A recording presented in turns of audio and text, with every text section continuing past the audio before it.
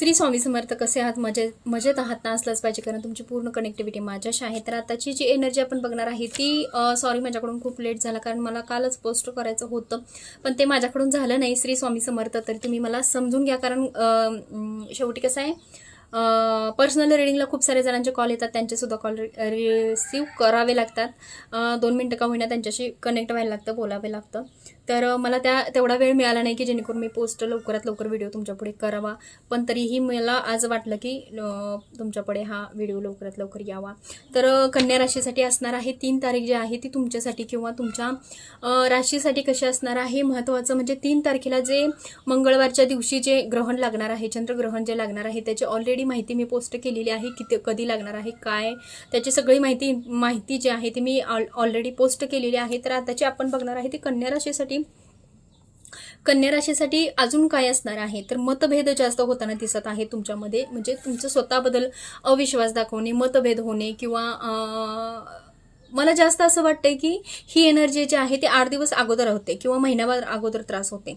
कारण मी जे फेस करत आहे त्यावरून तरी मला नक्कीच वाटते की ज्या होणाऱ्या नाही त्या गोष्टी होत असतात ऑलरेडी. तेच मी तुम्हाला सांगत आहे की जे आता मंगळवारी आहे, मंगळवारच्या अगोदर 8 दिवस जे येतात त्या 8 दिवसांमधला जो त्रास आहे तुम्हाला, त्याबद्दल मी तुम्हाला सांगत आहे.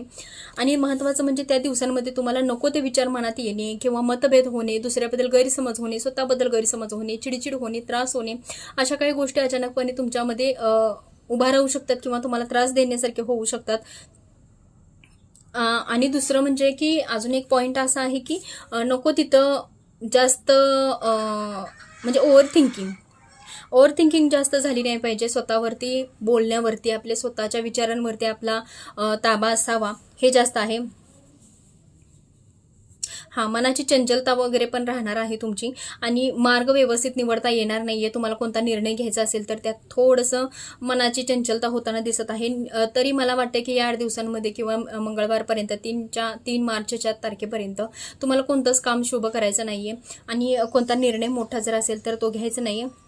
मग अजून दुसरं असं आहे की जिभेवरती साखर ठेवायची आहे, आणि जिभेवर साखर ठेवून सगळ्यांची गोड प्रेमाने राहायचं आहे, जेणेकरून तुमच्यावरती काही ब्लेम येणार नाहीये आणि तुम्हाला कोणत्या गोष्टी फेस कराव्या लागणार नाहीयेत. आणि दुसरं काय महत्त्वाच्या माहिती ज्या असतील ते मी ऑलरेडी पोस्ट केलेल्याच आहेत, ते सुद्धा तुम्ही जाऊन बघू शकता. अजून डीपमध्ये माहिती हवी असेल तर यूट्यूब चॅनलवरती सुद्धा बघू शकता. देवपूजा वगैरे चालते. तुम्हाला बजरंगी बाण जो आहे तो तुम्हाला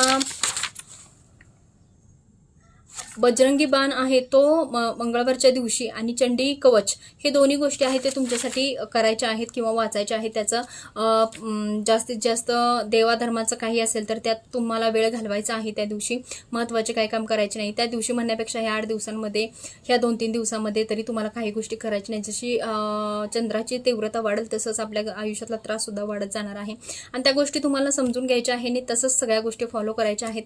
श्री स्वामी समर्थ. एनर्जी कशी वाटली सांगायला विसरू नका. आणि महत्त्वाचं म्हणजे गरोदर महिला जर कोण असतील तर त्यांनी कात्री हातात घ्यायची नाही, सुरी हातात घ्यायची नाही, कोणत्या गोष्टीला गाठी मारायच्या नाहीये. दोरा वगैरे हातात घेऊन आपण गाठी मारत असतो ते सुद्धा मारायचं नाहीयेत.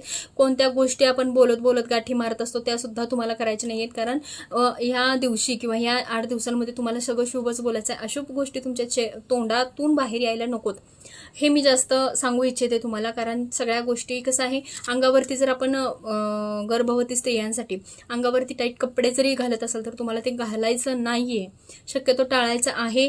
केसांना क्लिप वगैरे लावायचं नाहीये. असं म्हणजे अंगठी वगैरे असेल तर ते सुद्धा काढायचं आहे, जोडवी असेल तर ते सुद्धा काढून ठेवायचं आहे. आपल्या कमरेला वगैरे असं गळ्यात वगैरे एकदम टाईट कोणत्या गोष्टी तुम्हाला घालायच्या नाहीयेत. हातात वगैरे अंगठ्या वगैरे असतील, किंवा आपल्याला प्रेग्नन्सीमध्ये कोणाकोणाला हातात असं धागा वगैरे बांधायची सवय असते, ते सुद्धा सगळं काढून ठेवायचं आहे, जेणेकरून आपल्या गर्भावरती कोणता परिणाम होणार नाहीये. ह्या सगळ्या गोष्टी तुम्हाला आवर्जून लक्षात ठेवायच्या आहेत.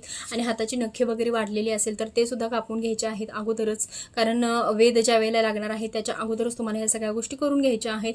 पाणी असेल नसेल घरात, कारण खूप ठिकाणी पाणी दररोज येत नाहीये, त्यामुळे तुम्हाला पाण्यामध्ये तुळशीपत्र टाकायचं आहे आणि दूध असेल तर दुधामध्ये सुद्धा तुम्हाला तुळशीपत्र टाकायचे आहे. अजून काही माहिती हवी असेल तर तुम्ही कमेंटमध्ये नक्की सांगा. माझा नंबर सुद्धा मी दिलेला आहे, त्या नंबरवरती सुद्धा तुम्ही कॉल करून विचारू शकता.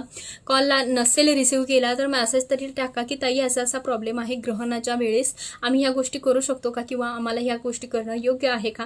तर श्री स्वामी समर्थ. भेटू आपण पुढच्या ब्लॉगमध्ये. श्री स्वामी समर्थ.